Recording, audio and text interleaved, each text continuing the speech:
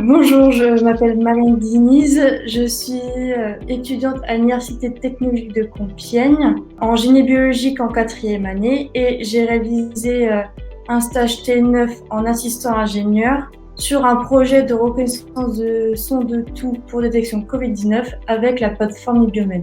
Donc, dans le cadre de la chaire Biomed, nous avons proposé un projet qui s'appelle EpidemioWatch qui vise à prédétecter quelques symptômes de la COVID-19 dans le cadre des maisons de retraite des personnes âgées, dans l'idée de pouvoir interrompre rapidement la chaîne de transmission. Dans ce projet, il est mené avec des collègues de Toulouse, du laboratoire LAS et l'IRIT de Toulouse et de l'hôpital de Toulouse, avec l'idée de pouvoir détecter l'apparition de la toux, les symptômes d'aller aux toilettes plus souvent et tout ce qui est lié à l'activité physique de la personne.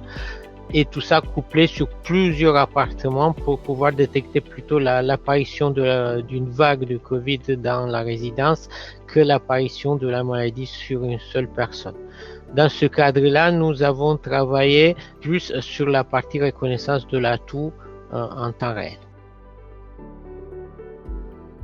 On ne peut pas uniquement détecter la Covid-19 uniquement par la toux, mais elle a une tendance sèche.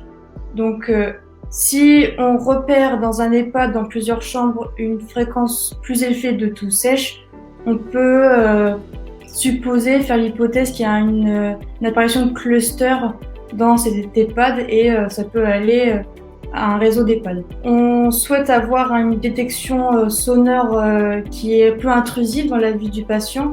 Donc, il ne faut pas que le patient clique sur un bouton pour pouvoir se faire détecter. Cette détection doit se faire en continu.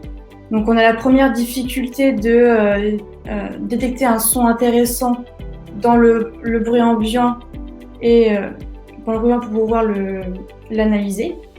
Et dans cette analyse, il faut le classifier dans les bruits qu'on retrouve dans un appartement, donc, et la parole par exemple. Donc il faut faire des sous-classifications pour éliminer les sons qui nous intéressent peu.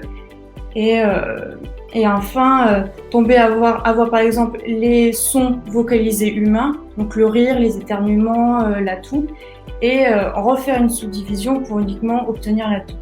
L'originalité consiste dans le fait qu'on n'analyse pas sur une seule personne, pour laquelle on n'aura pas des bons résultats parce qu'on n'a pas tous les symptômes de la Covid et même pas de la grippe, mais le fait qu'on analyse sur un ensemble de personnes, et c'est quand on dépasse un seuil, il y a plusieurs personnes qui ont à peu près les mêmes symptômes, qui va nous amener à avoir une détection beaucoup plus sûre. À partir des toux qu'on a reconnus en tant que sèches et des autres informations qu'on a eues avec les capteurs, on peut avoir un diagnostic précis s'il y a un début d'épidémie avec une base de données de toux sèche et de toux à autre tendance, comme des toux grasses.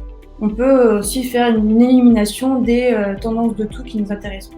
C'est plutôt la tendance effectivement qui est intéressante. Une personne qui tousse beaucoup à un moment donné, c'est plus intéressant que de détecter une toux comme ça à un moment donné qui se répète pas. Ce système ayant comme but de détecter l'apparition de la toux, de l'activité physique et du passage aux toilettes, va être conçu pour pouvoir détecter finalement toute maladie respiratoire et gastrique. Donc ça servira toujours pour pouvoir prédétecter d'autres épidémies.